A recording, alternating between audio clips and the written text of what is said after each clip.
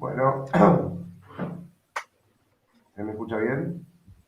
Sí. Sí, Bueno, buenas noches a todos. Gracias por estar nuevamente una vez más con nosotros en el curso. Quédense tranquilos, no me tienen hoy a mí de expositor, solamente estoy a los fines de presentar a un gran amigo de hace muchos años, Lorenzo Carrasco. Lorenzo hoy es el presidente del Movimiento de Solidaridad Iberoamericana, es el director de Capax Day Editora, es especialista en muchos temas, ¿no? Lorenzo y la gente que acompaña a Lorenzo hace pero muchísimos años, décadas, que vienen siendo hombres de consulta de diversos referentes del movimiento nacional, tanto en Argentina como en toda Latinoamérica. Primero a través del movimiento de Lyndon LaRouche, luego a través del movimiento de Solidaridad Iberoamericana. Están presentes en Brasil. Lorenzo va a dar hoy la conferencia desde Brasil. Y bueno, aquí en Argentina, en Perú, en Colombia, en México. Ellos son especialistas, como decía, en diversos temas. Y gracias a Dios tendremos hoy a Lorenzo y después tendremos a algunos otros amigos del Movimiento de Solidaridad Iberoamericana a través del curso, dándonos también otros temas. Hoy Lorenzo va a hablar de uno de los temas en los cuales ellos son únicos en el mundo. Y me consta que son escuchados por primeros mandatarios en el mundo, desde primeros mandatarios en Estados Unidos, como en Rusia, como en países europeos, como importantes políticos, han escuchado tanto primero a Lyndon LaRouche como luego a la gente del Movimiento de Solidaridad Iberoamericana. Van a hablar de la necesidad de volver a la economía física, y vamos a entender también qué es la economía física. Nosotros en Argentina tenemos una noción de la economía meramente financiera, producto del continuo adoctrinamiento económico que hemos tenido en las últimas 3 décadas. Y vamos a ver el concepto que tiene la gente del Movimiento de Solidaridad Iberoamericana sobre lo que es la economía física y cómo el mundo está en crisis, no solamente la Argentina, el sistema financiero económico está en crisis.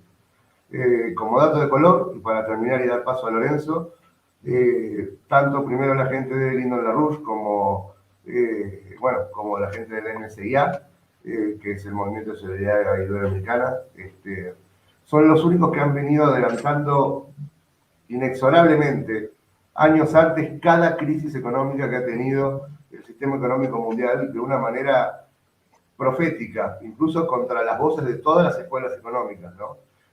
Han adelantado, me acuerdo, desde los primeros grandes colapsos, como fue el efecto tequila, el efecto caipirinha, el efecto de Rusia, la caída de los tigres asiáticos, con una precisión matemática.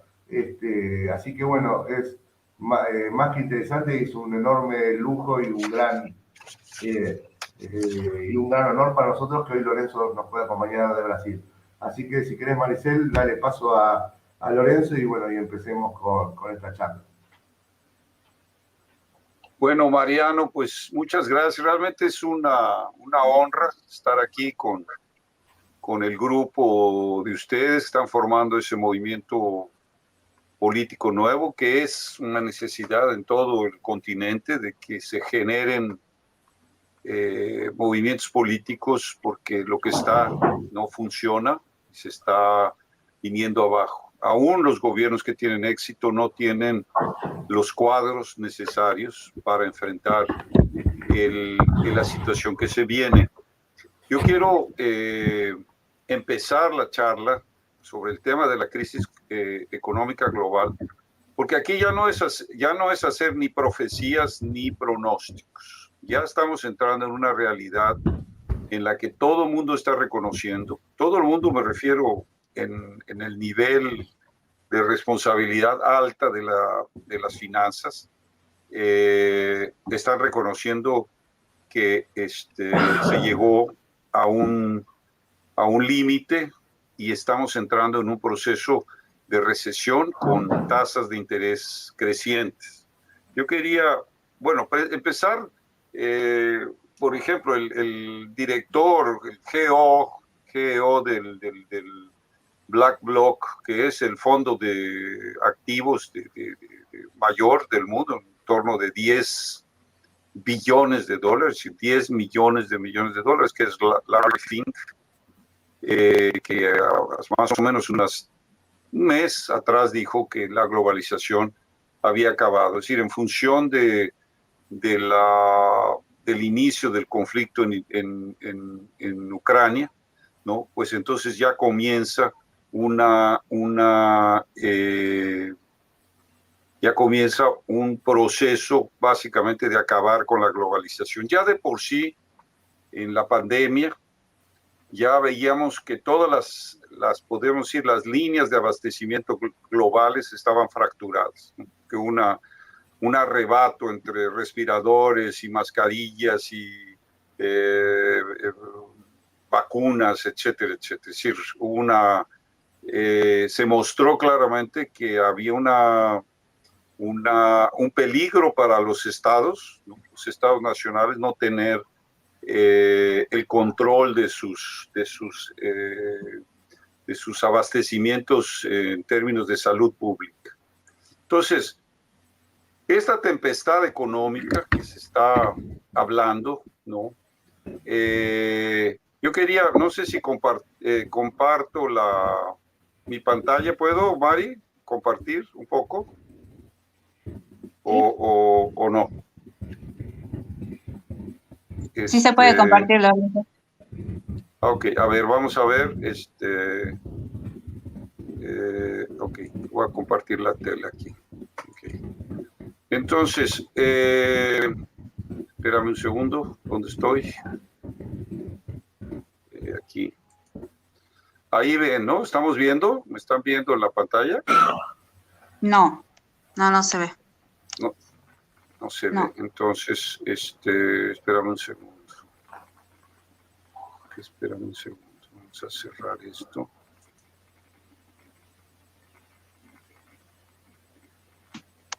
Estás vos, Maricel, ¿cierto? Sí. Se salió, Lorenzo.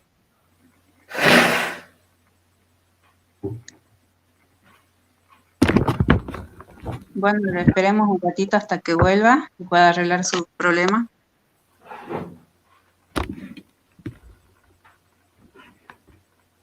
Hola, aparentemente hay un problema técnico de allá, estamos vivos, no sabemos qué ha pasado, se nos desconectó el expositor, suponemos que estaba justo tratando de conectar la pantalla de él y en algún movimiento o algún cliqueo mal hecho, que se desconectó. Me parece que es bastante quisquilloso el programa en cuanto a las desconexiones.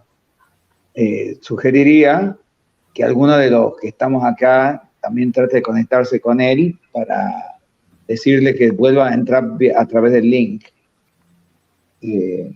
Bueno, el señor justamente de lo que nos estaba por hablar ahora era de la economía real, la necesidad de volver a la economía real. En este momento, Argentina, así como todo el mundo, ha empezado, por una cuestión de rendimientos y de supuesta seguridad, a volcarse hacia las inversiones, no en la economía real, en la economía física, la economía productiva, la que genera realmente riqueza, sino en una economía que está hecha sobre la base de especulaciones financieras. Ahí está, parecería. Bueno, ahí le vuelvo a dejar la palabra. Ajá, perdón, es que traté de compartir, ahí apagué, realmente sin intención, la pantalla. Bueno, entonces lo que tenemos en realidad es una confirmación de lo de que estamos ya en una situación terminal del proceso de globalización. Les quiero leer simplemente algunas observaciones, ¿no?, de los principales líderes, ¿no?, del mercado financiero.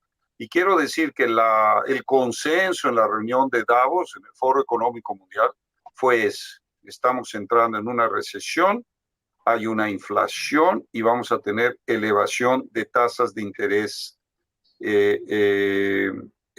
serias. Por ejemplo, Jamie Dimon, ¿no?, que es el director ejecutivo del megabanco JP Morgan Chase, dice, este huracán está muy por delante en el camino y viene hacia nosotros. No sabemos si son de los leves o uno de las tempestades Sandy. Será mejor que se preparen. Esto, noticia 1 de junio, ¿no? Bloomberg. Jane Fraser, que es el presidente, CEO de Citigroup. Europa está justo en medio de las tormentas en las cadenas de suministro, la crisis energética y, por supuesto, la proximidad de algunas de las atrocidades que están teniendo lugar en Ucrania. Christine Lagarde, que es la presidenta del Banco Central Europeo, dice, la guerra entre Rusia y Ucrania puede terminar siendo un punto de inflexión para la hiperglobalización, para parar la hiperglobalización. Esto puede hacer que las cadenas de suministro sean menos eficientes durante algún tiempo y durante la transición, crear presión de costos más persistentes para la economía. Esto el 23 de mayo, lo que dijo ella. Luego, el presidente del Goldman Sachs, que es John Waldron, ¿no?, afirma, este es uno de los entornos más complejos y dinámicos, si no el más complejo que he vivido en mi carrera. Obviamente nos enfrentamos a varios ciclos, pero para mí la confluencia del número de choques en el sistema no tiene precedentes. Esperamos tiempos económicos difíciles por delante. El presidente del Banco Mundial, David Malpass, dice, la guerra en Ucrania, las cuarentenas en China, la desorganización de las cadenas de suministro y el riesgo de una fuerte crisis está golpeando el crecimiento. Para muchos países será difícil evitar una recesión. Janet Yellen, que es la secretaria del Tesoro de los Estados Unidos, dijo en una audiencia en el Senado que el país se enfrenta a desafíos macroeconómicos, incluyendo niveles inaceptables de inflación, así como vientos en contra causados por el efecto de la pandemia en la que cadenas de suministro y los efectos en las interrupciones del lado de oferta en los mercados de petróleo y alimentos como resultado de la guerra de Rusia en Ucrania. Y lo que ya les había dicho, Larry Fink, que es del BlackRock, ¿no?, es el mayor grupo, más los activos del BlackRock son mayores que muchos países juntos, ¿no? Entonces, yo quiero empezar con eso para mencionar en qué momento estamos, para que no nos perdamos simplemente. No es una crisis más, es una crisis mayor en los últimos 40 años. Y cuando digo 40 años, nos estamos refiriendo al periodo que se generó en la llamada revolución de Paul Volcker, que era el presidente de la Reserva Federal, ¿no?, con la elevación de tasas de intereses de 400%, subió a casi 20% la tasa de interés de la Reserva Federal, la llamada prime rate, y fue lo que detonó las crisis de las deudas de la década de los 80, es decir, la quiebra general de los países en desarrollo. Con esto se puso fin ¿a qué? Se puso fin a lo que los franceses llaman 30 años gloriosos, lo que hubo en la posguerra, que hubo un crecimiento sin precedentes en la historia de la humanidad, muy en el sentido del avance de la economía física en todo el mundo. Y esto tuvimos los milagros de Alemania, de Japón, de Corea, el propio crecimiento de los Estados Unidos, el proyecto Apolo, el desarrollo, los milagros de Brasil, de México, etcétera. Es decir, hubo un crecimiento en tasas del orden de 6-7% por año y crecimiento en las fuentes de energía a veces hasta 15% en el año. Si los países crecieron como nunca en la historia, es decir, eso fue general. Esto acaba básicamente bueno, con la revolución Volcker, pero en realidad el proceso se venía produciendo con básicamente algunos hechos previos a este momento de la elevación de la tasa de interés, que fue primero el asesinato del presidente Kennedy en 1963, noviembre de 1963.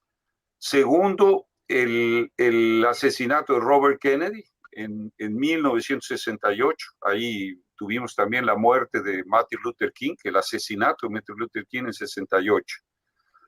Y la desestabilización del gobierno de Charles de Gaulle. Los movimientos de París de 1968 eran movimientos, las primeras revoluciones coloridas para tirar del campo la oposición a lo que la Reserva Federal vendría a ser, lo que no solo la Reserva Federal, lo que la economía global vendría a ser, que es la ruptura de los acuerdos de Bretton Woods en 1971.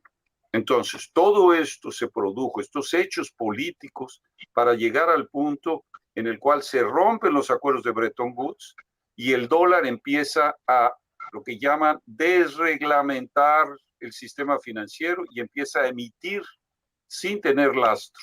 Como ya no estaba el lastro del dólar, pues bueno, fue a la crisis del petróleo. Acuérdense la crisis de 1973, 75, que los precios del petróleo, es decir, explotaron, y eso creó un mercado que respaldó básicamente el mercado financiero con todo el problema de los petrodólares. Y los árabes recibían los dineros, tiraron del sistema industrial, del empleo industrial, y repasaron al sistema financiero vía todo el modelo de petrodólares. Y el dólar funcionó así. Cualquiera que se le oponía, es decir, si Saddam Hussein decía que iba a hacer cambio de su petróleo por euros o en otra moneda, ¡pum!, ya sabemos las consecuencias. Lo mismo con el presidente de Libia, es decir, Gaddafi, exactamente el mismo problema. Cuando él plantea que el Banco de Desarrollo de África tenía que estar lastrado no apenas en dólares, sino que tenía que tener otras monedas, ahí simplemente liquidaron con Gaddafi. Y así veníamos, ¿no? Ahora, yo quiero retrotraer a este problema de la crisis de la deuda, es decir, primero la ruptura de los acuerdos de Bretton Woods y después la crisis inducida de la deuda, porque eso crea, podemos dos grandes fenómenos o dos grandes acontecimientos que tienen que ver con ese nivel de crisis. Lo primero es abril de 1982, la crisis, la guerra en Malvinas. Y el segundo hecho, en septiembre, agosto-septiembre de ese año, la moratoria de México. Y aquí agarra el continente totalmente desarticulado. ¿Por qué? Porque con Malvinas se rompía los acuerdos del TIAR, es decir, el Tratado Interamericano de Asistencia Mutua. Entonces, el acuerdo que había dentro del esquema de la Guerra Fría, después de la reunión de Río de Janeiro de 48, ¿no? 47, 48, cuando se crea el TIAR, se crea ese tratado, se rompe en Malvinas. Y ahí el orden mundial no se vuelve a establecer. Entonces, todas estas reuniones, cúpulas de América que empiezan a hacer con Clinton, son tentativas de establecer un orden hemisférico que no se puede establecer después de la ruptura que ocurrió en Malvinas. Esa es la realidad. Ahora, pero podemos decir, ya después de Malvinas, vamos a tener inmediatamente la creación del diálogo interamericano y la implantación del orden mundial. El orden mundial se empieza a establecer primero en América Latina, en el hemisferio occidental, antes que se decrete básicamente la creación del nuevo orden con la caída del muro de Berlín en 1988-89 y la guerra en Irak en 90-91. Y hay que acordarnos que también dentro de ese orden mundial está la invasión a Panamá, ¿no? Entonces son hechos, bueno, que son importantes porque nuestro amigo, querido amigo, Mohamed Ali Zainuddin estuvo exactamente en todo ese periodo. Y era una personalidad que entendía perfectamente que lo que estaba en juego era el orden mundial, no era una política apenas interna de Argentina, etc. Nunca lo entendió así, desde que fue exilado en Patagonia, en la oposición al proceso argentino en 76 y la política desastrosa que llevó a la destrucción industrial de Argentina con Martínez de Hoz y básicamente a la destrucción de las Fuerzas Armadas, ¿no? Es decir, que era básicamente el plan. Eso anticipa el orden mundial. Entonces, la campaña contra las Fuerzas Armadas, la campaña contra las empresas públicas, la campaña de las privatizaciones, la campaña de crear un orden contra el Estado, es decir, la política de supuestos derechos civiles de minorías, que va a dar origen a todo este problema, vamos a decir, de la visión identitaria, esta agenda que se conoce como la agenda Soros, ¿no? La promoción de la LGBT más plus, tal, ahora ha tomado una dimensión infinita de todas las posibilidades de género que se puedan imaginar, ¿no? Al límite, ¿no? Es decir, al infinito y más allá, como dirían ahí algunos personajes infantiles.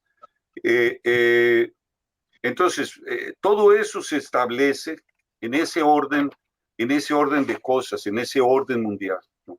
Entonces vamos a tener, bueno, no solo la globalización financiera, la destrucción de los estados soberanos, el ataque a las Fuerzas Armadas, etcétera, etcétera, etcétera. Y todo el fenómeno de la contracultura, ¿no? Contra la política de enajenación, etcétera, y dentro de esto, el ambientalismo, indigenismo.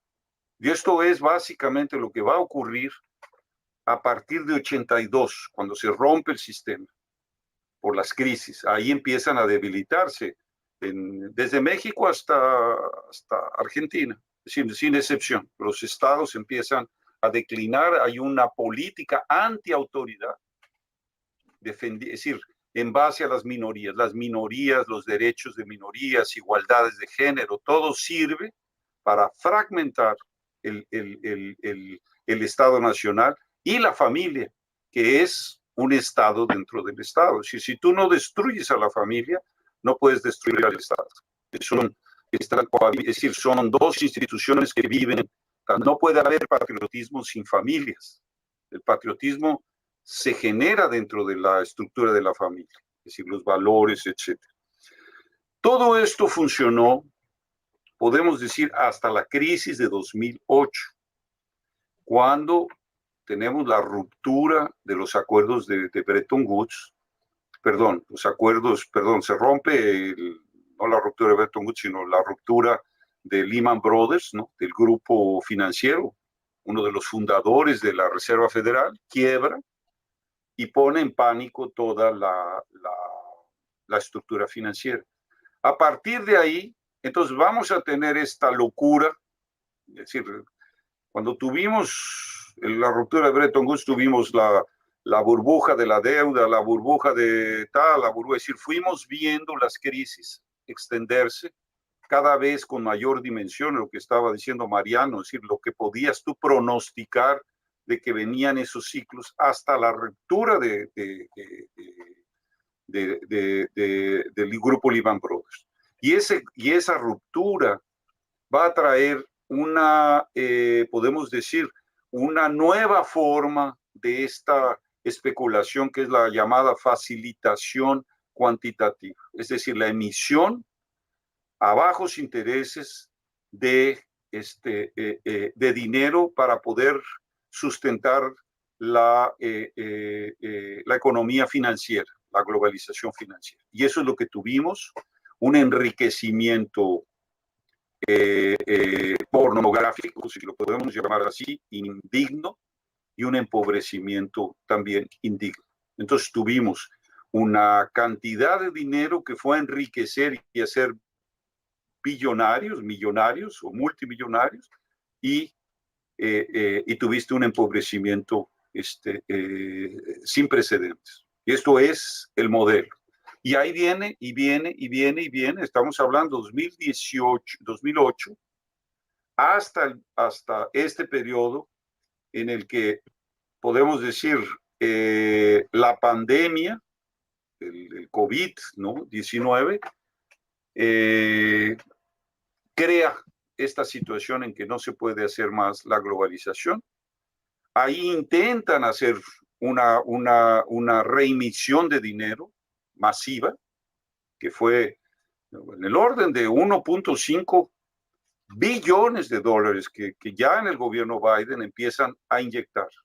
Y ese dinero no va a ser absorbido porque normalmente la economía americana emitía y transitaba ese dinero era absorbido en inflaciones, en empobrecimientos, en realidad un empobrecimiento de los países más frágiles, ¿no? Para poder absorber esa deuda, de hecho, que los Estados Unidos estaban incurriendo. La economía americana, que fue admirable industrial hasta la década de los 70, se transforma en un parásito mundial hasta hoy día en un grado mayor. ¿Dónde esto explota? Explota ahora con el conflicto de Irak. ¿Por qué? Porque no hay más cómo absorber ese dinero. Eso es lo que está produciendo el fenómeno de inflación. Y entonces los grupos están llamando nuevamente, esto es peligrosamente una inflación que puede desembocar en un caos económico global. Entonces aumentan la tasa de interés. Acuérdense que estábamos casi con tasa de interés en ceros. Estaban regalando dinero. En la pandemia se regaló dinero. Pero ese dinero no se gastó todo. Los bonos que se entregaron, especialmente en Estados Unidos, están todavía por ejercer. Y ese es el peligro que tienen. Por eso la elevación de tasa de interés para tratar de contener. Pero ya se anunció que vamos a tener una elevación nueva en la Reserva Federal. Ahí lo está diciendo la secretaria del Tesoro, ¿no? Janet Yellen, ¿no? Y lo está diciendo Lagarde, la presidenta del Banco Central Europeo. Es decir, vamos a tener elevación de tasa de interés. Por lo tanto, una generación de un proceso recesivo, por lo menos, una stagflación, es decir, recesión con inflación, que va a venir como una avalancha, como una tempestad, lo que están diciendo, sobre la economía mundial, especialmente en Occidente. En general, es una avalancha a nivel mundial, pero ¿dónde estoy? ¿Estoy ahí todavía? ¿Me escuchan? Sí, sí. Ah, okay. Es que no se desapareció. Se escucha perfecto. Ah, ok, pero es que ya desapareció aquí espérame un segundo aquí. Ok, es decir. Se te escucha y se te ve perfecto, Lorenzo. No se preocupen. Entonces, lo que viene básicamente es ese regreso necesariamente a los procesos de integración. La globalización se quebranta, y esto lo están diciendo las propias autoridades, es decir, aquel outsourcing, de mandar, por ejemplo, el dinero fuera, el empleo fuera de los países de Estados Unidos, está la manera en cómo creció China, cómo creció Taiwán, cómo creció todo el Oriente, el Medio Oriente, cómo crecieron las manufacturas en la frontera con México. Es decir, todo ese fenómeno, acabó. Entonces ahora las líneas de abastecimiento están tratando de ser más o internas, está viendo ese proceso que incluso el presidente Donald Trump había dicho, ¿no? Es decir, tenemos que recuperar esa capacidad industrial correctamente, es decir, volver a una política de proteccionismo. y la regionalización, es decir, poder tener el abastecimiento más cercano, ¿no? A nivel regional. Eso pues obviamente abre una posibilidad muy grande, una invitación para avanzar en la integración de América del Sur, en el Mercosur, es decir, recuperar ese impulso, pero no es suficiente para nosotros pensar en realmente revertir todo el daño que la globalización hizo, sobre todo en las instituciones nacionales, porque no es solo recuperar la economía, es decir, con esa política antifamilia, con esa política que ataca el sentido de trascendencia, que se mueve solamente en el mundo material, no puedes unificar el continente y no puedes recuperar las economías nacionales. Y aquí entra el problema de lo que es la economía física. Porque yo les pongo un ejemplo. Miren, el Producto Interno Bruto de Rusia es menor que Brasil, es menor que Italia. Pero alguien piensa que la economía de Rusia está peor que la italiana o peor que la brasileña. No es verdad. Entonces, China hoy tiene un Producto Interno Bruto en poder equivalente de compra que es mayor que los Estados Unidos. A pesar de que numéricamente Estados Unidos tiene un Producto Interno mayor, en términos numéricos, algebraicos, China tiene un poder adquisitivo mayor con esa riqueza. Rusia tiene el orzamento militar menos de 1/10 del orzamento militar de los Estados Unidos. Esto sin contemplar las naciones de la OTAN y las elevaciones que está habiendo ahora de presupuesto en Alemania, en Francia, etc. ¿Cómo es posible que con un presupuesto que es por lo menos 10 veces menor, porque los Estados Unidos tienen un presupuesto oficial, pero tienen un presupuesto diferente en áreas que están fuera propiamente del orzamento del Pentágono, y son áreas de tecnología, etcétera, etcétera? Entonces, ¿cómo es posible que Rusia alcance superioridad militar nuclear con un presupuesto mucho menor? Es una pregunta que nos hacemos. Porque aquí está el problema de la concepción económica. El presupuesto de Rusia es un presupuesto de defensa y tiene un ánimo dentro de los jóvenes que participaron, por ejemplo, de las armas hipersónicas, que son una tremenda revolución, y yo digo que es apenas la primera, porque aquí están involucrados, por ejemplo, principios físicos nuevos o nuevos principios físicos que no sabemos en qué van a ser, es decir, las armas, por ejemplo, de pulsos electromagnéticos o láser, etcétera, que están básicamente en sigilo, evidentemente. Entonces, cuando Putin anunció el 1 de marzo de 2018, ¿no? Las armas hipersónicas, él fue muy claro, es decir, están arriba, es una generación encima militar que de los Estados, es decir, que encima de Estados Unidos o de Occidente. Y él dice, cuando ellos lleguen al estatus que puede demorar, ¿me entiendes?, 5, 7 años, 10 años, ya los muchachos ya habrán llegado a otros principios. Es decir, están trabajando en ese sentido. Mientras el presupuesto militar estadounidense está en proyectos básicamente a veces mirabolantes, de grandes cuestiones de que, por ejemplo, bombardeos que nunca entraron en funcionamiento, o está hecho para mantener un complejo militar industrial con la ideología del videogame. Es decir, la guerra va a ser un poco la guerra en videogame, y se está viendo que no es así, no funciona así, y lo que está aconteciendo en Ucrania es exactamente esa manifestación de que estamos en principios diferentes, estamos volviendo a una situación de realidad. salir de esa realidad virtual. Cuando hablamos de economía física, no estamos hablando, por lo tanto, de cuestiones monetarias algebraicas, no estamos hablando de Producto Interno Bruto, de balanza de pagos o nivel de endeudamiento, etcétera. Esos son básicamente indicadores lejanos de la actividad económica.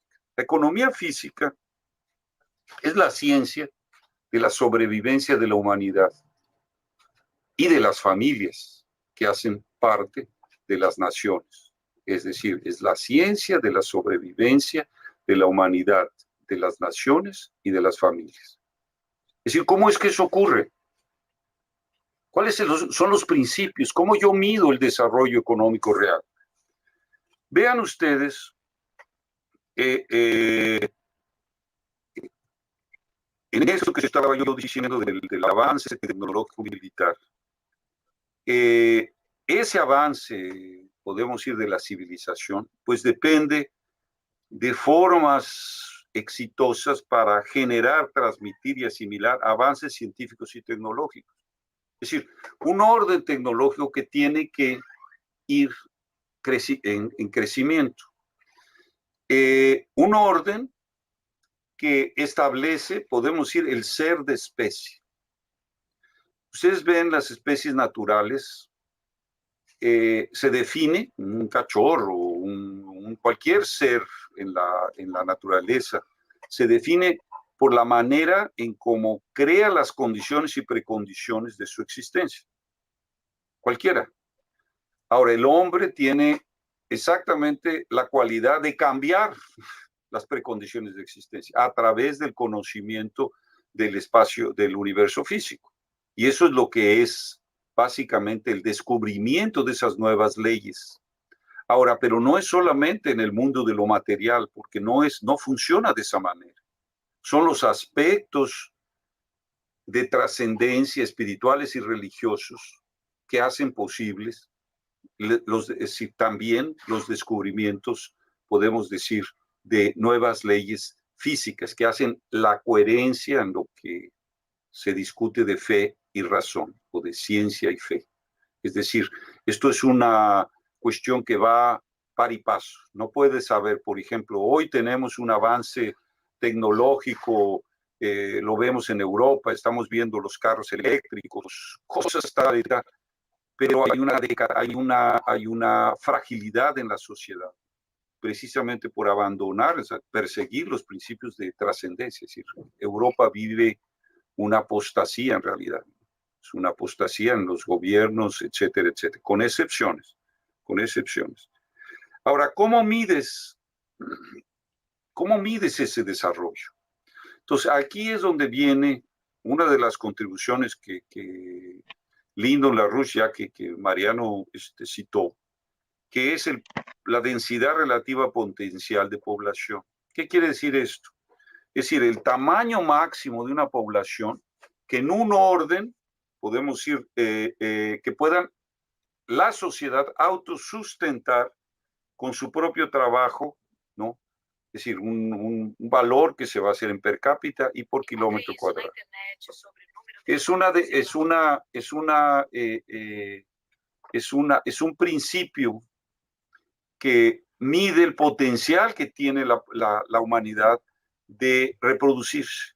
Entonces, por ejemplo, cuando discutíamos estos conceptos, densidad relativa potencial de población, a 30 años atrás, el potencial que teníamos de población, podrías tú medirlo en unos 20, 30 mil millones de personas. Es decir, era un potencial de acuerdo al orden tecnológico, al dominio que había de ciertos recursos para potenciar ese desarrollo económico. No solamente era el orden tecnológico, porque podemos decir que avanzamos en un orden tecnológico, pero no avanza la sociedad para tener ese desarrollo de ese potencial. Y peor, reducimos ese potencial, porque el propósito del orden mundial era malthusiano. Es decir, el orden mundial globalista de la financiarización de la economía era evidentemente malthusiano. La ideología de género, la igualdad de género, el ambientalismo, el indigenismo, etcétera, todo tiene un común denominador, que es el malthusianismo. Es la ideología de la oligarquía, es la ideología de siempre de la oligarquía. Otro principio que también es regente en todo el proceso físico, y yo voy a ser muy esquemático porque ya le decía a Mariano, esto requiere que nosotros abordemos la economía física en diferentes aspectos en más que una charla. No se va a poder hacer en una sola charla, o sea, nada más adelantando un principio. Hay una ley universal que es también el avance de las fuentes de densidad energética. Es decir, la humanidad a lo largo de su historia siempre tuvo avance en que las fuentes de generación de energía, que es fundamental, porque es la base de la economía, del trabajo, etcétera, es siempre en órdenes crecientes de densidad. Así que tuvimos, por ejemplo, los molinos de viento, tuvimos los molinos de agua, tuvimos la empuje de caballos o de bueyes, etcétera.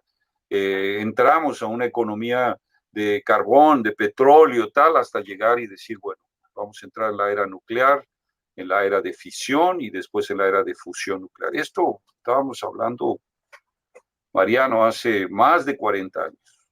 Esto no es nuevo, es decir, se avanzó. Pero ¿qué ocurrió en la sociedad? Que las fuentes de energía anduvieron para atrás, por razones malthusianas. Entonces la energía nuclear se atacó con, por ejemplo, aquel accidente de 3 Mile Island, que no tuvo un solo muerto. Si lo más grave, pues Chernobyl, que sí hubo, pero no es así un accidente que causó miles de muertes o grandes daños, ¿no? Causó y fue prevenido y tal, o Fukushima, ¿no? Es decir, que tuvo este accidente con el tsunami que hubo en Japón. Pero hubo una política sistemática para que no se usara la energía nuclear y encarecer la energía nuclear, para volver a las llamadas tecnologías sustentables, viento, la energía eólica, la energía solar. La crisis que se produjo antes del conflicto en Ucrania. Ya lo estábamos viendo el año pasado, ya en Alemania estaba un riesgo de apagones. ¿Por qué? Porque obviamente, si no hay viento, no se produce energía. Y si no hay sol, no se produce energía. Entonces, Alemania, que venía sustituyendo sus plantas nucleares en una cuestión que nadie entiende, porque no es falta de inteligencia, yo creo que es realmente exceso de estupidez. Es decir, empezó a cerrar, es decir, ya para este próximo año iba a cerrar todas las plantas nucleares. Ahora, con la crisis, pues no quieren el gas ruso, no quieren el petróleo ruso, y aquí que están volviendo al carbón. Entonces, estamos teniendo una involución energética. Esta cuestión de tecnologías alternativas y tal, eso son cuestión de utilización focal, no es para una economía global que pueda sustentar un crecimiento de la población, un potencial de población creciente y una elevación del nivel de vida. Es decir, si yo detengo la eficiencia energética, la densidad energética, yo encarezco la energía, entonces yo hago más difícil el sustento de las familias. Por lo tanto, hay que reducir el número de familias. Les pongo un ejemplo de esta evolución, de esta involución. El obrero americano de Detroit, Flint, del área automotriz, donde estaba la Detroit, Ford, estaban las montadoras de los carros en Estados Unidos. En 1950, en el auge del crecimiento en el mundo entero, del crecimiento económico, aquellos que ya dije, los franceses llaman los 30 gloriosos años gloriosos. Un trabajador en una planta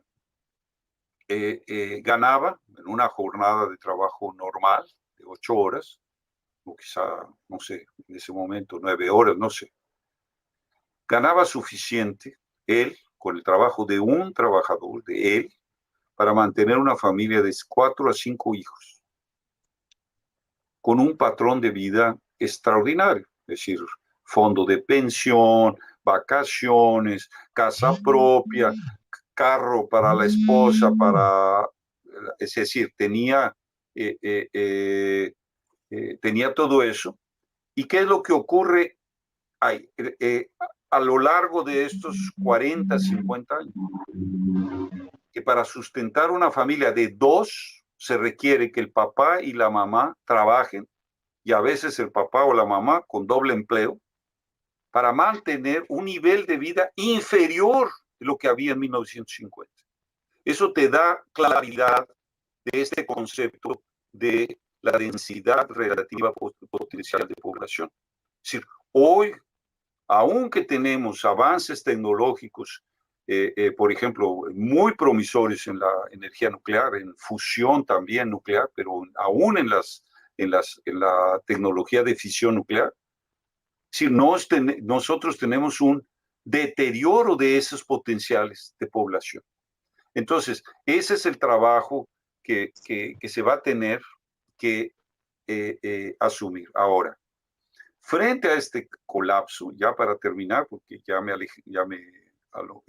alargué un poco, está surgiendo básicamente en el área, podemos ir euroasiática con Rusia y China, toda una propuesta diferente, incluyendo ahí los BRICS. Y acaba de haber una reunión BRICS Plus, en la cual incluso Argentina estuvo invitada, porque la idea es extender ese principio. ¿Y qué es lo que se está discutiendo? Se está discutiendo exactamente un orden, y quiero leerles aquí, déjenme encontrar aquí, una cita del presidente Putin hace unos 3 años. Quiero decir, las nuevas estructuras de cooperación euroasiáticas que implican la Organización para la Cooperación de Shanghái, que son los China, Rusia, Kazajistán, Kirguistán, Tayikistán y Uzbekistán. El nuevo Banco de Desarrollo, que es el conocido como el Banco de los BRICS, que se inició en 2015. El Banco Asiático de Inversiones en Infraestructura, que fue fundado en 2015 por iniciativa de China y tiene 17 países fundadores. La iniciativa Cinturón y Ruta de la Seda, que ya sabemos es todo ese proyecto. La Unión Económica Euroasiática, que es la iniciativa de cooperación económica creada en 2014 por Rusia, Bielorrusia y Kazajistán. Entonces, todo esto es lo que está entrando, vamos a ir en funcionamiento en este momento, incluso con respecto a toda la crisis de Ucrania. Y vean lo que dicen, esto fue en abril de 2019, pero esto queda en el segundo foro de la iniciativa Cinturón y Ruta. Esto es el discurso de Vladimir Putin en Beijing en abril de 2019. Creemos firmemente que solo trabajando juntos podremos enfrentar desafíos apremiantes, como la desaceleración del crecimiento económico, la brecha cada vez mayor en la prosperidad entre las naciones y el atraso tecnológico. Permítame repetir lo que he dicho en numerosas ocasiones. Estas tendencias negativas alimentan el terrorismo, el extremismo y los flujos migratorios ilegales. Resurgen viejos conflictos regionales y provocan nuevos.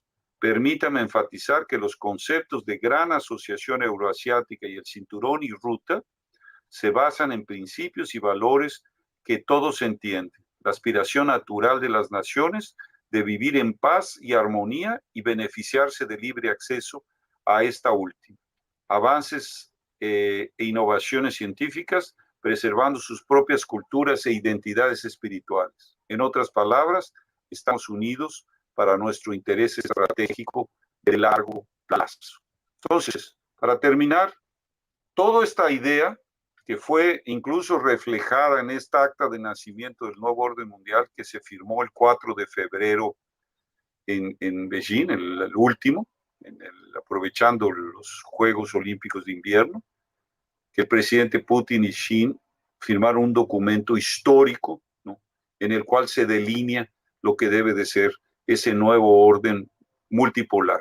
Y aquí la pregunta que dejamos es, ¿los Estados Unidos están listos, prontos a aceptar el mundo multipolar o no? Eso es toda la pregunta que resta, porque el conflicto que estamos viendo es la negativa de los Estados Unidos a aceptar que el mundo hegemónico no tiene más expectativa de vida. Entonces, nosotros tenemos a nivel de América del Sur que dar nuestra contribución porque tenemos que avanzar en el proceso de integración. Y por eso saludo todo este esfuerzo de ustedes en poder generar estas nuevas lideranzas, estos nuevos líderes, estos nuevos cuadros que son absolutamente imprescindibles para el futuro de Argentina y el futuro de Iberoamérica. Yo les agradezco y estoy ahí a disposición de sus preguntas. Disculpen un poco que nos pasamos del tiempo que habíamos programado.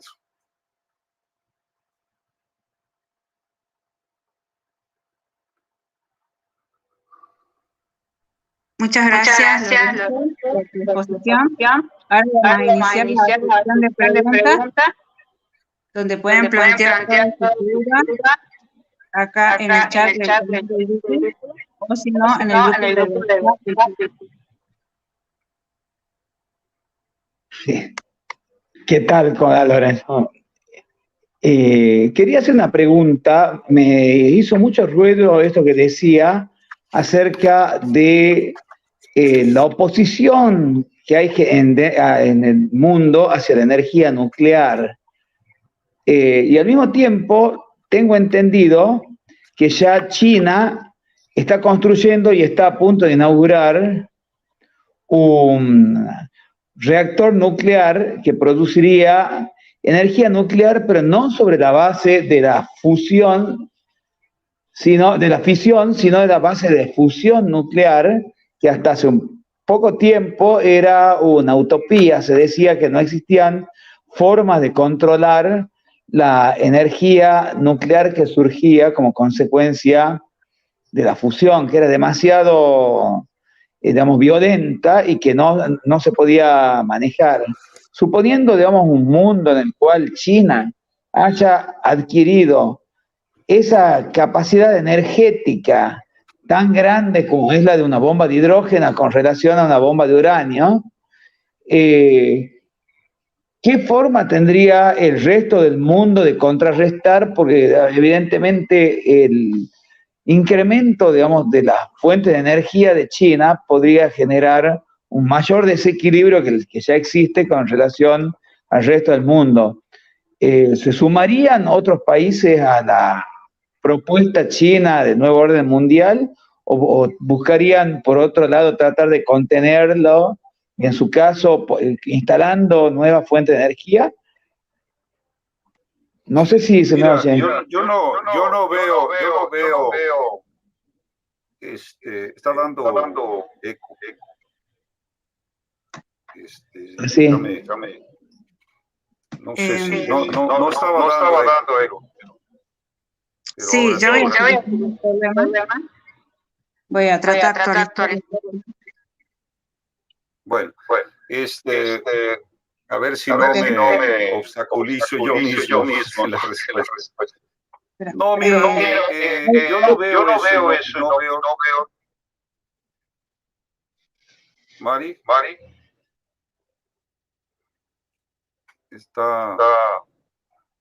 Yo creo que si se silencian los micrófonos, o vuelvo a entrar, no sé. Sí, los que estén en Mariano, Snapchat, está dando eco. por favor. ¿Se sigue escuchando eco? Sí, a lo mejor silenciando. Ok, ya está mejor, ahora sí. No, ahorita ya acabó. Sí, yo creo que estaban los micrófonos abiertos. Acabó el eco.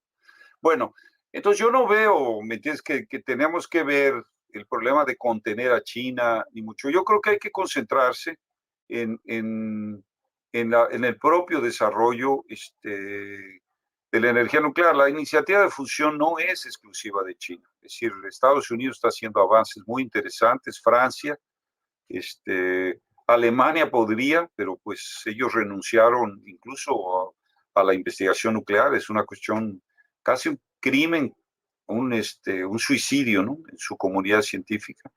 Y Rusia también está avanzando en las investigaciones de fusión. Entonces yo no veo eso. Es decir, yo creo que la propia crisis que se acelera con la guerra de Ucrania nos está llevando a una era nuclear. Si nos está llevando a una era nuclear. Déjenme decir, yo recién, en diciembre, organicé un debate del futuro de la energía nuclear en América Latina entre México, donde estaba el Instituto Nacional de Investigaciones Nucleares, el director general estuvo aquí de la empresa electronuclear y la NASA, ¿no? Nucleoeléctricas Argentina S.A., que estuvo presente.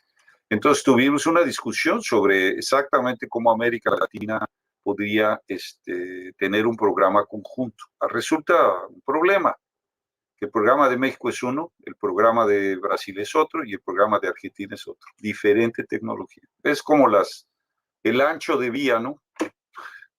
Es decir, no hay una planificación continental para hacer eficientes los intereses. Entonces, lo que puede ocurrir en ese campo, en América Latina, es los SMRs, ¿no? Que son los Small Modular Reactors, ¿no? Los pequeños reactores nucleares que están con mucha mayor seguridad y muy rápidamente capacidad de producción.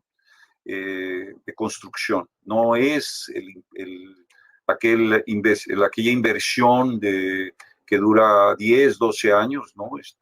Para construir una planta nuclear, aunque en la escala resulta aún todavía las grandes plantas nucleares de 1000 megavatios, etcétera, si resultan aún más económicas. Pero de cualquier manera, esos reactores modulares, Argentina pues tiene una vanguardia en eso.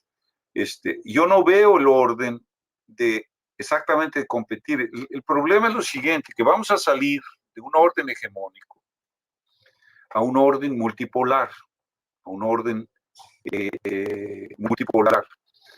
Yo creo que Estados Unidos tiene que cuidar de recuperar su industria. Yo no creo que Estados Unidos simplemente viene la debacle, la caída de Estados Unidos y que Estados Unidos no va a tener un papel relevante en el orden multipolar. No creo eso. Ellos tienen un papel, pero tienen que entender que ese papel lo tienen que reconstruir, su capacidad industrial, su capacidad económica, sus capacidades tecnológicas, ¿no? Eso lo están mostrando en el campo de la astronomía espacial, con los nuevos telescopios, es decir, con los proyectos de la NASA, ¿no? Es decir, nadie está despreciando esa capacidad. Que se dediquen a recuperar su capacidad. Es en el beneficio de todos, porque no hay peor cosa que una potencia humillada, porque vamos a tener exactamente esas rencillas hasta la hora. ¿Qué va a pasar en la economía, en la sociedad americana que está dividida? Es casi una guerra civil racial, ¿no? Esas masacres contra hispanos, contra negros, es decir, ese odio que estás generando, eso no va a terminar bien, eso va a fragmentar a los Estados Unidos. Incluso mucha gente dice, bueno, hasta pudiera venir a haber divisiones, ¿no? porque la estructura de Estados Unidos depende mucho del progreso económico, ¿no? De la prosperidad económica. Entonces no hay una raíz más cultural, espiritual. Eso no existe. Existe más en México, en Brasil, en Bolivia, en Argentina, que en los propios Estados Unidos. Entonces yo no veo esa disputa. Ahora, estratégicamente, ahí ustedes tienen la discusión, por ejemplo, ahora en la reunión Bilderberg. Estuvo Kissinger. Kissinger, ¿qué visión tiene? Paren la guerra, negocien con Rusia, van a tener que ceder territorio a Ucrania, pero van a tener, es decir, se va a tener que llegar a un acuerdo para traer a Rusia al convivio y a la cuestión con Europa que, él dice, existió durante los últimos 400 años. Y es un peligro que dejen a Rusia y a China estrechar más la relación. Evidentemente que tienes que combinar con los rusos, ¿no? Es decir, yo creo que ya en este momento la decisión que sale de Bilderberg es parar la guerra, ¿no? Porque ya saben que esto está causando una aceleración de la crisis en Occidente. Está creando esa aceleración inflacionaria, etcétera, en alimentos y en energía. Y ya le están diciendo a Zelensky, ya vi yo algunas manifestaciones en que Zelensky se siente traicionado de que están tomando decisiones a su espalda. No puede haber otra que la reunión de Bilderberg y en la cual estuvo Kissinger con esta visión. Pero no es la visión de Kissinger, no es la visión nuestra. Nosotros no queremos que se regrese al área de esferas de influencia, que es en un cierto sentido lo que los Estados Unidos quisieran regresar, este encuentro el encuentro de las Américas y volver a toda esta cuestión de Guerra Fría. Eso no cabe más. Ni el ALCA, ni un acuerdo de libre comercio con Estados Unidos. No cabe más eso. Es una nueva geometría que se tiene que pensar. Y yo creo que la negociación y la relación con Estados Unidos es muy importante, pero es en plano en que tiene que haber un proceso en el respeto de soberanía, y eso es lo que está demorando los Estados Unidos a entender. Ahora, no queremos un mundo multipolar, no queremos un condominio de poder como hubo en la Guerra Fría, a un lado la Unión Soviética, al otro lado los Estados Unidos, porque Kissinger fue resultado, es decir, fue responsable de golpes de Estado, fue responsable de manifestaciones de desestabilización y de asesinatos políticos. Eso en el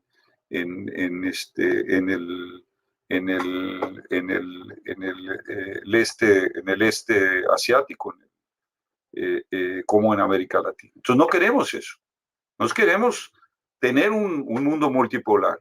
Ahora, temo que en la situación de crisis se incentiven procesos de desestabilización, especialmente en Brasil, en Argentina, con todo el tema de indigenismo, los mapuches, todos estos elementos de división social. Eso es lo que yo temo, y eso es lo que hay que prevenir en relación a tener un entendimiento de América del Sur, ¿no? Del Mercosur y de América del Sur, para poder establecer una línea soberana, ¿no? Frente a estos juegos que estamos mirando, ¿no? Globales.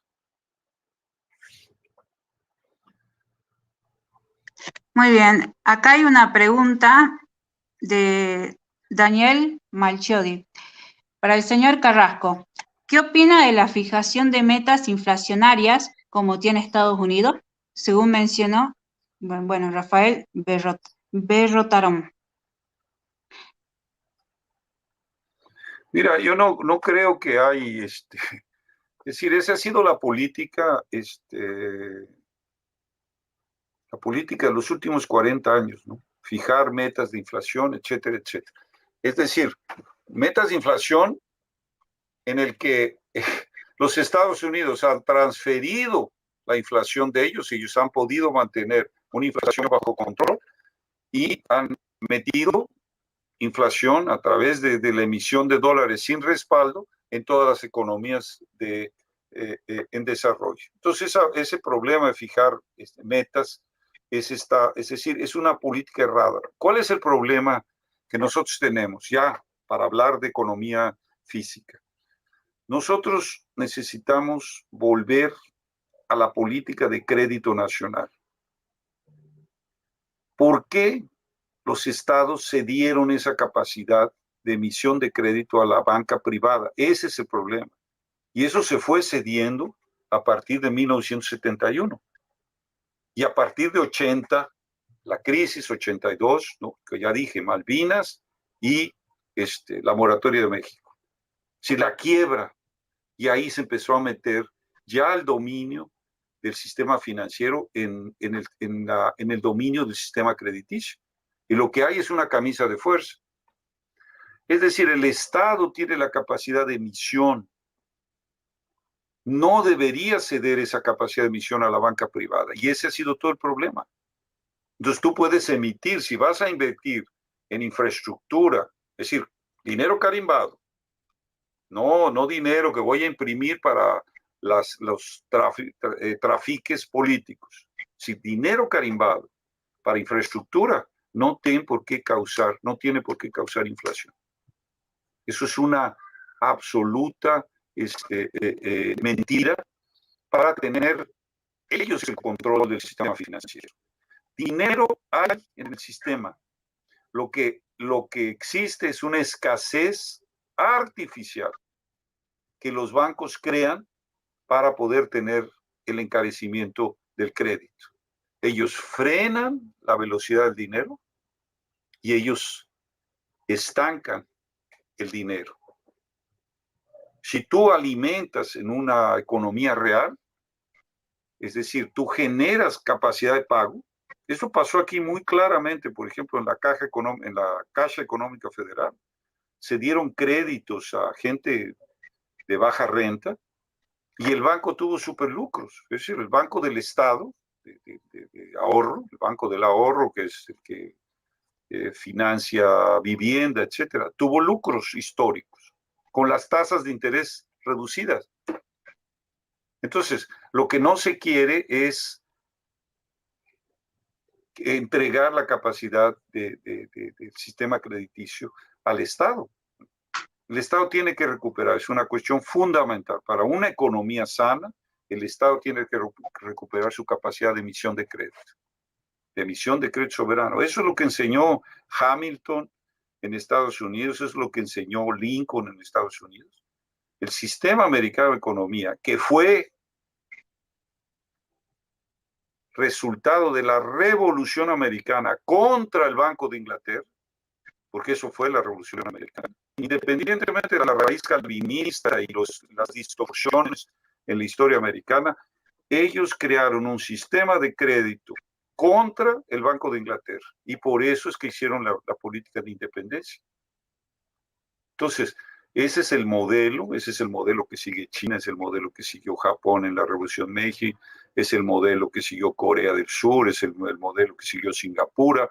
Es decir, no, el modelo del sistema americano de protección con emisión de crédito, porque si vas a emitir crédito barato, subes los salarios, no vas a abrir la economía para que ese dinero se vaya a beneficiar el libre comercio.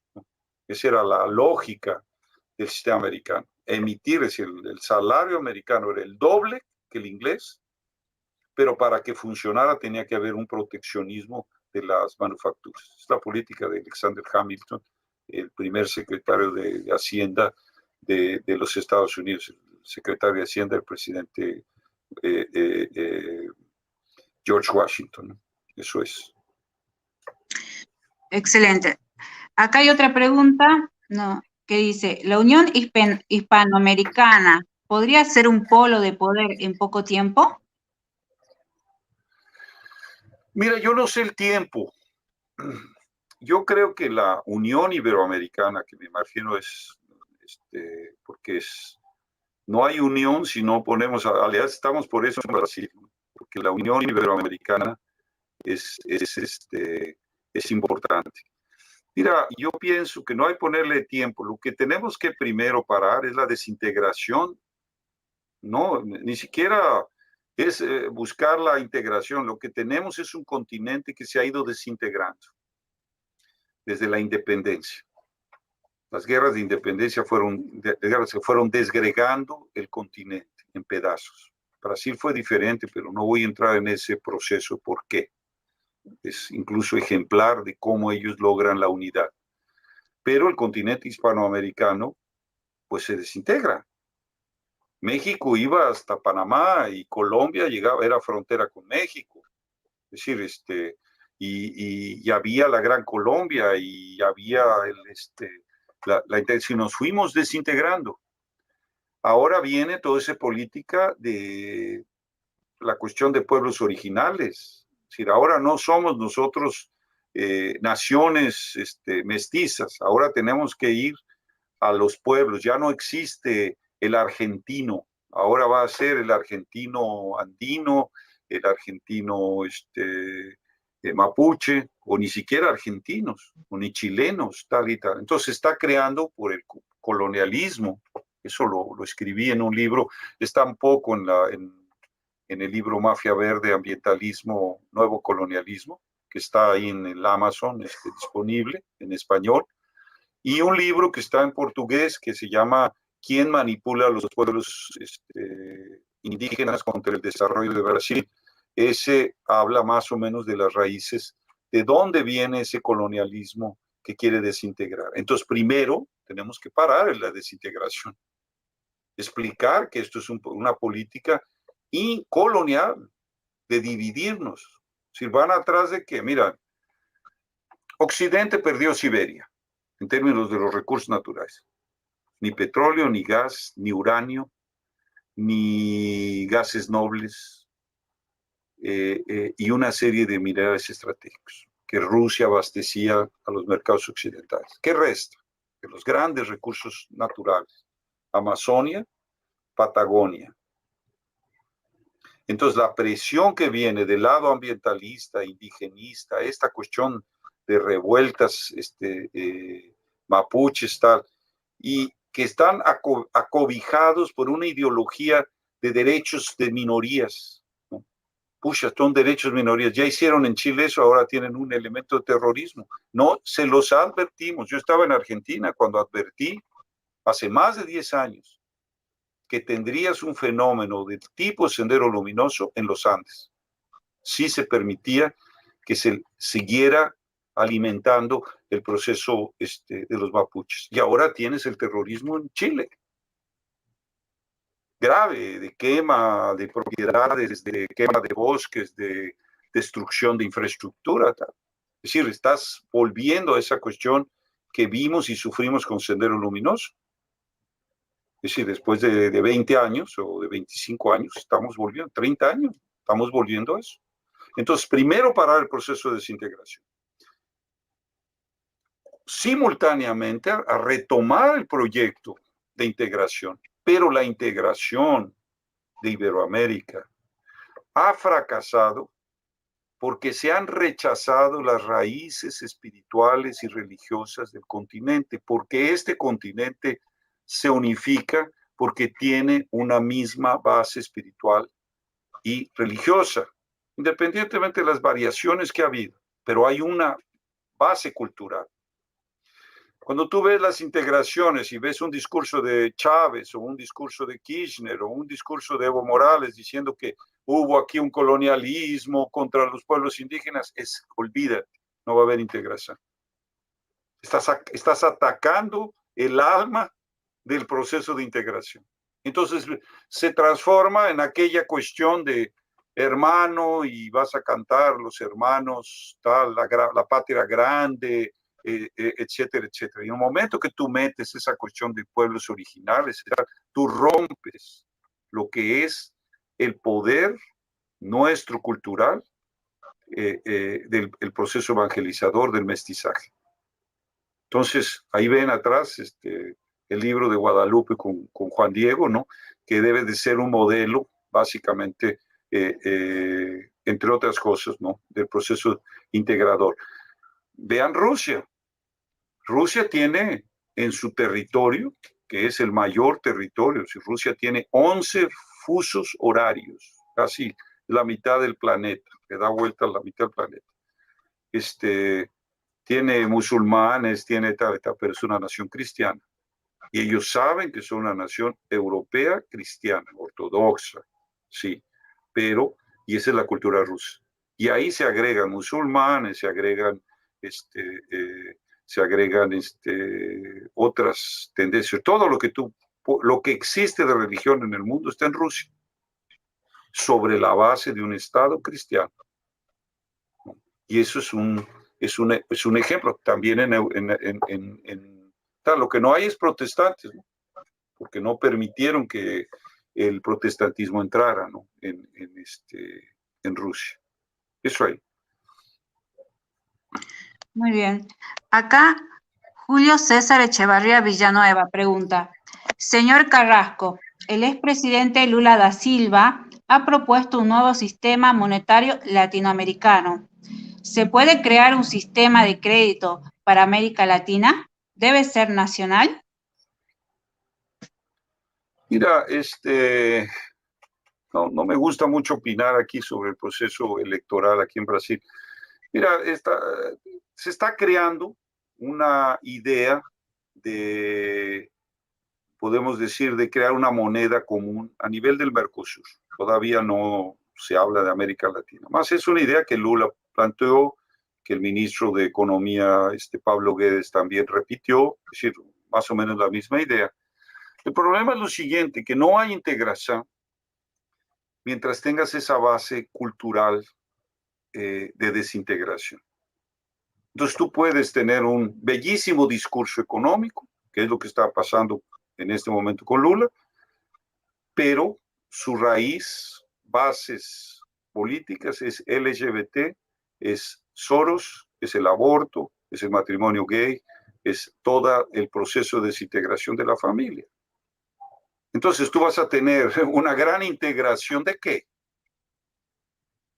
La familia es el Estado dentro del Estado. Si yo ataco de una u de otra manera la estructura de la familia, tanto en la sobrevivencia económica como en los valores espirituales, etcétera, yo estoy contribuyendo a la desintegración del país. Es así. Entonces yo puedo hablar un discurso muy bueno. Si yo por eso decía, el discurso integracionista, ¿no? Que termina con un asado, ya todo mundo con vino, llorando los grandes hermanos, nunca produjo nada, porque es falso. Para que sea un proceso tiene que ser legítimo, tiene que ser verdadero, tiene que estar en las raíces del alma de las naciones. Y eso es lo que ha faltado. Hay un economista, no sé si uruguayo, que era Felipe Herrera, ¿no? Un gran pensador, nunca escribía artículos, él fue uno de los primeros presidentes del BID, ¿no? Y él decía claramente eso. Nosotros somos un continente en proceso de desintegración continua. Y eso pues tenía, es decir, era toda esa visión que había gente que estaba pensando muy bien eso y que tenía esa visión, pero el proceso no andó porque tiene que haber ese problema. Es decir, no es apenas el cuerpo que tienes que unir, es el alma que está dividida. Muy bien. Acá hay otra pregunta que dice, ¿cómo ve la política que lleva Bolsonaro? Mira, yo no sé si se va a ir Bolsonaro, no, eso no, yo no opino, es posible, pero yo le puedo decir lo siguiente, va a ser una transición en Brasil muy difícil,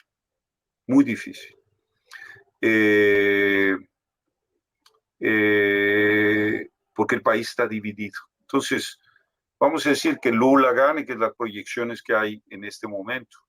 Yo casi les puedo decir que va a haber una confusión enorme, una división y una guerra interna en el país. Y quién sabe, eso es lo que quieran provocar, ¿no? Aquí vino Victoria Nuland el mes pasado acuérdense que Victoria Nuland, que es la secretaria la subsecretaria de Estado por Asuntos Políticos del Departamento de Estado, que ella es mucho más importante que Anthony Blinken, más importante que el secretario de Estado. Ella fue la que creó la revolución colorida en la Plaza Maiden. Ella fue la que creó el golpe de Estado en Ucrania. Es una de las responsables del conflicto en Ucrania, del golpe de Estado y de la emergencia de esos grupos nacionalistas con todo ese arraigo en ciertas brigadas de nazismo, nazifascismo, etc. Y estuvo aquí. Y estuvo aquí para decir, no, nosotros confiamos en el proceso electoral brasileño. ¿Qué tiene que opinar ella? Ella es del Deep State. Ella no es cualquier persona. Y su embajadora, la embajadora de Estados Unidos, se llama Elizabeth Bagley, ¿no? Es íntima de la familia Clinton. Es una de las recaudadoras de fondo de las elecciones de Clinton, de Obama y de Biden.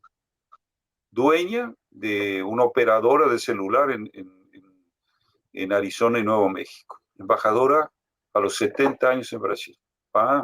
Vienen a crear confusión. Es el Deep State que ve a Brasil. ¿Por qué Brasil? Porque es el único que puede patear la mesa. México está haciendo una política muy digna en relación a Estados Unidos, pero está bajo el paraguas económico y el paraguas de seguridad de Estados Unidos. Eso no, yo soy mexicano y tú dices sí, y está haciendo una política digna, es decir, a Biden en relación a los migrantes, en relación a Centroamérica, tal. Argentina pues está en la situación de empobrecimiento, de pérdida de poder real. Entonces queda Brasil. Entonces es necesario para que ellos puedan recomponer el patio trasero, quebrar Brasil. Eso es mi opinión. No importa si es Bolsonaro o es Lula, olvídense eso. Es el proceso de desestabilización del país que está en marcha. Y vamos a ver esto transcurrir de aquí a octubre. Vamos a tener unas perturbaciones institucionales grandes. Y después de la elección, es decir, vamos a tener va a continuar esa, porque está dividida la sociedad. Entonces hay una mitad del país, que es todo el sector rural, agrícola, que no acepta a Lula y piensa que va a haber fraude. Entonces convence que no va a haber fraude. Ya está armado el juego. Entonces no hay una figura de conciliación. Entonces va a un proceso de desestabilización. No sé en qué va a terminar. Quién sabe, va a ser la oportunidad de reenderezar el rumbo. Y yo creo que esta crisis que viene, todo esto que está viniendo del mundo, de fuera hacia adentro, porque la crisis no está, la inflación está siendo importada. ¿No? México tiene, por ejemplo, congelado el precio de la gasolina y de la energía eléctrica en los últimos 3 años y tiene inflación de 7%, que es la inflación de Estados Unidos, es decir, porque México depende de la economía americana.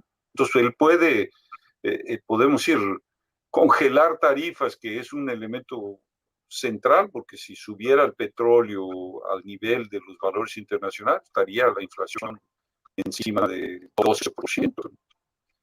Entonces, es lo que yo veo del proceso. No me gusta opinar en términos, porque no tengo eso, no es mi campo, ni es útil opinar sobre visiones ideológicas.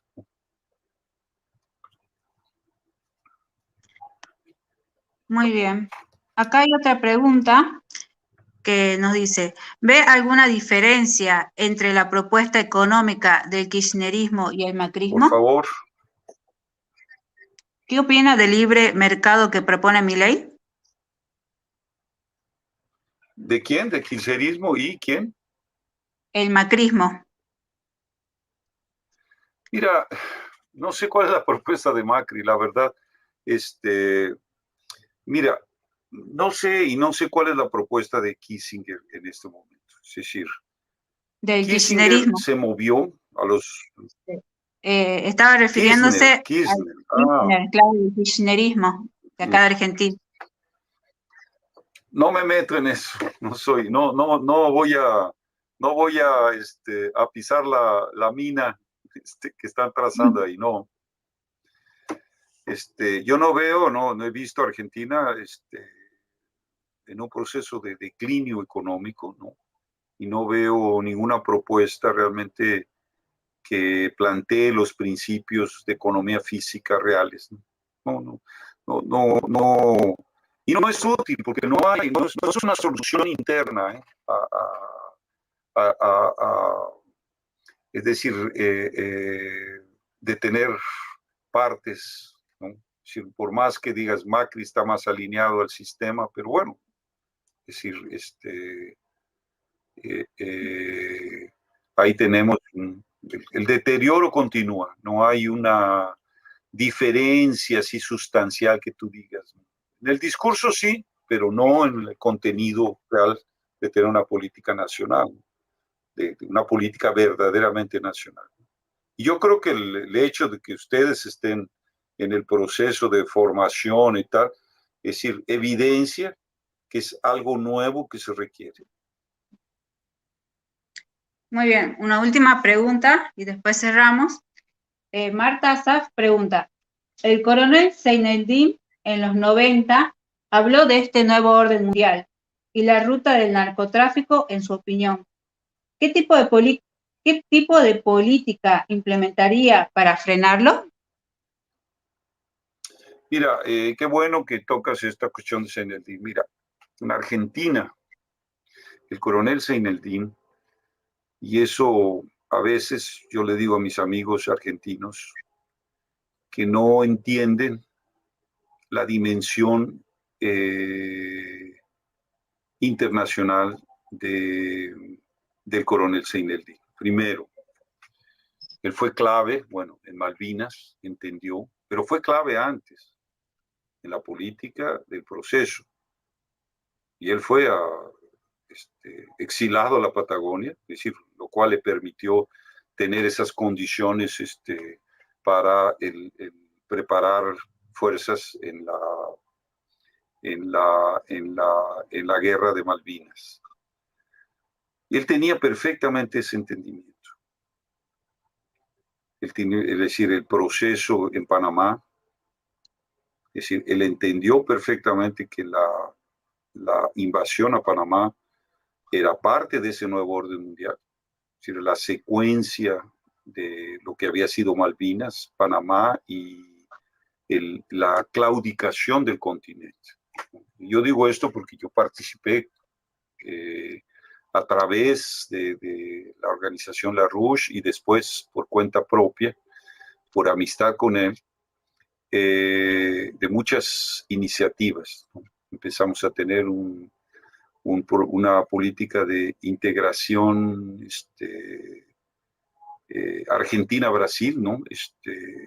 Brasil-Argentina a la hora de la verdad, o Argentina-Brasil a la hora de la verdad. Y tuvimos éxito grande. Al mismo tiempo en que yo participé, ¿no?, de una iniciativa para libertad a Seineldin, ¿no? Es decir, más de 200 oficiales generales, incluyendo el expresidente Juan Bautista Figueiredo, firmaron una carta para Duhalde, para el presidente Duhalde, para pedir la libertad del coronel.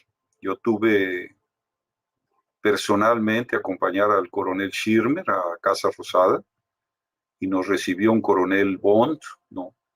Y el coronel Schirmer entregó esa carta con digo así, cientos de oficiales generales superiores brasileños, preguntándole al coronel, que era el edecán ahí en Casa Rosada, que los brasileños no entendían por qué un héroe de la guerra estaba preso.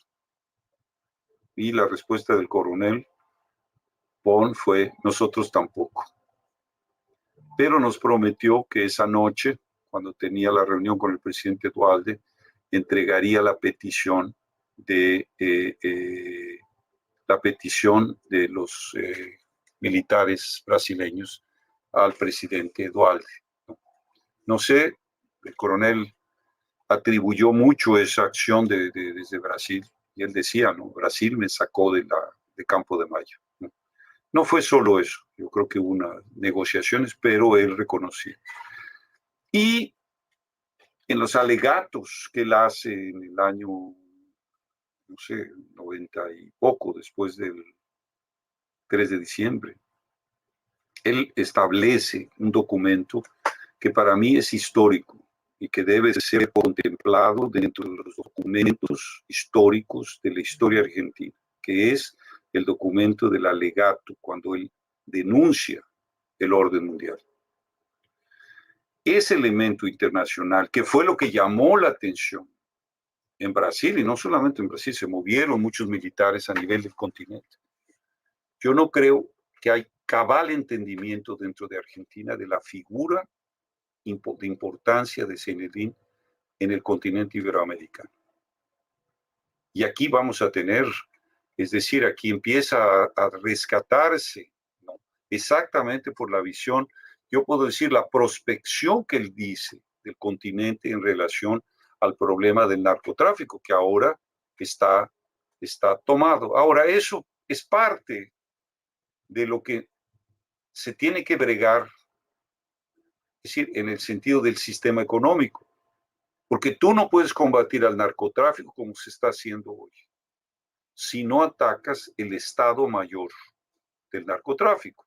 Y el Estado Mayor del narcotráfico es el sistema bancario. Y no solo el sistema bancario dentro de los países, sino especialmente fuera de los países. Porque es la fuente de liquidez para un sistema intrínsecamente insolvente, que es el sistema financiero. Entonces, el tráfico de armas, el tráfico de drogas, etcétera. Es decir, los Estados Unidos no quieren hacer nada para combatir el tráfico de armas, por ejemplo, que entran a México. Y ustedes pregúntense, las guerras de las mafias ocurren en México. Cuando la droga pasa a los Estados Unidos, que es quien consume, acabaron las guerras.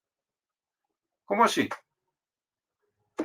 Entonces el sistema está arreglado. Esto es más o menos la experiencia de la guerra del opio, en el cual oficialmente el Imperio Británico utilizó el narcotráfico para dominar, ¿no? Por razones incluso de balanza de pagos con China. Entonces, no es nuevo. El problema es cómo atacas un problema y dónde está el problema central. Es el lavado de dinero. Si tú rompes el lavado de dinero, se acaba.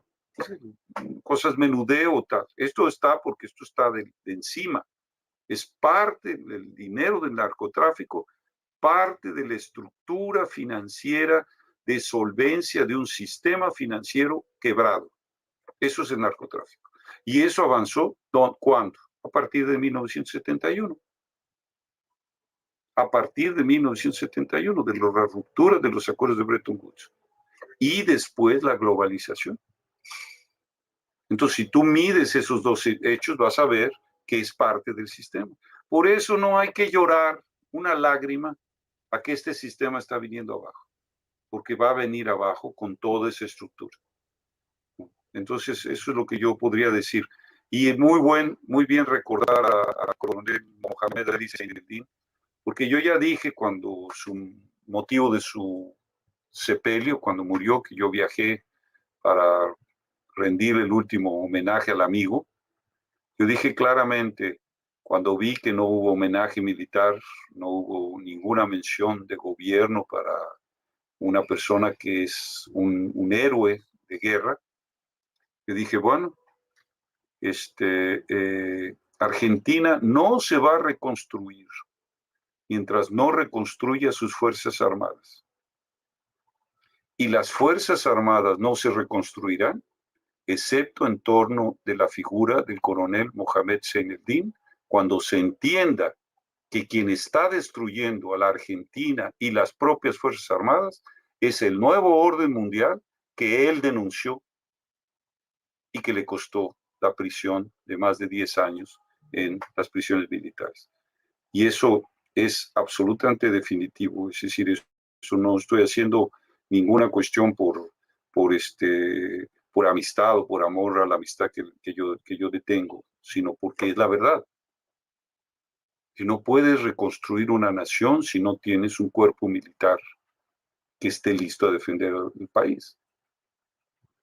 Y eso es, creo que fue un buen final de nuestra conversación. Pero estamos, Mariano, listos a ayudar. Obviamente que todo el tema de la economía física hay que profundizarlo.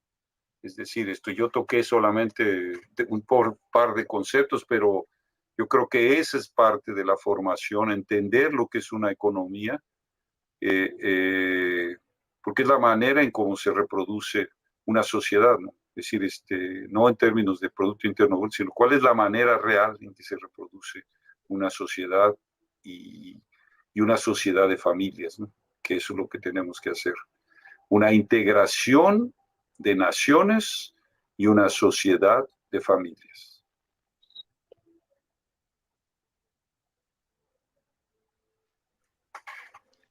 Muchas gracias, Lorenzo, por tu grandiosa exposición, la verdad, impecable.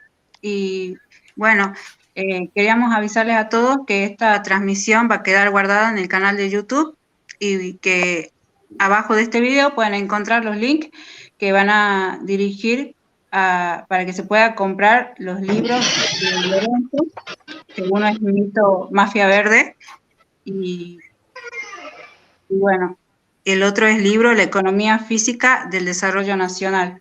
Lo pueden encontrar los links de Amazon para que lo puedan comprar. Y bueno, recuerden poner me gusta a este vivo y también seguirnos. Y bueno, ahora no sé si Mariano, Marcos o Vicky quieren agregar algo. Sí, a mí me gustaría no agregar algo, sino reiterar una pregunta que veo que fue formulada acá dentro de los partícipes y que ha quedado medio entremezclada con otras respuestas. Dentro de ese sistema regional, acá tenemos una propuesta en Argentina en materia política, que es Javier Milei. Javier Milei viene del ala liberal, pero nosotros acá dentro de un sistema regional habría que tener un libre mercado entre los distintos integrantes de la región. Tendría que ser una región, digamos, tipo mercado libre, tipo lo que supuestamente iba a ser el Mercosur, o tiene que haber sistemas de protección inclusive interno dentro de los países integrantes. ¿O cómo es la propuesta con relación a estas áreas de desarrollo y el tema de el comercio libre o controlado interno o con otros países fuera del tratado, que se llegue a hacer del tratado de Mercosur, ¿tú dices? No, digamos, por eso dentro del tratado, el tratado de Mercosur supuestamente hay libre comercio interno, pero protección externa, ¿no es cierto? Uh-huh. Esa sería la idea para reflotar ese sistema. No, mira, yo pienso que hay que pensar nuevo, hay que pensar de nuevo. Es decir, todo el esfuerzo que se ha hecho de integración ha fracasado, es la verdad, la verdad. Es decir, que avanzó y mira que el discurso era muy exuberante retóricamente. ¿En qué avanzó? Absolutamente nada. Entonces hay que replantear el problema, es decir, discutiendo exactamente cuáles son el tejido que puede dar una integración. Es decir, y yo creo que para que eso ocurra va a venir es decir, lo que está viniendo, una crisis, para que podemos decir, las naciones entren con cierta humildad, ¿no? para es decir, reconstruir esos acuerdos, ¿no? Yo pienso que tiene que haber una moneda regional. Yo creo que los acuerdos de comercio entre Brasil y México, Brasil y Argentina, tienen que ser aquel peso real, ¿no?, que estaban proponiendo, ¿no?